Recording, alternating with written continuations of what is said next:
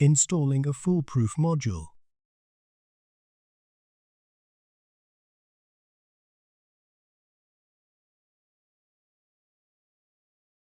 Install the foolproof module into the tray.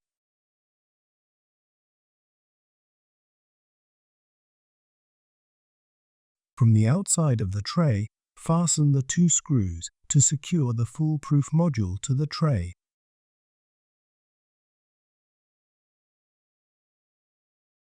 Install the rear cross brace and then fasten the Phillips No. 1 screws to secure it.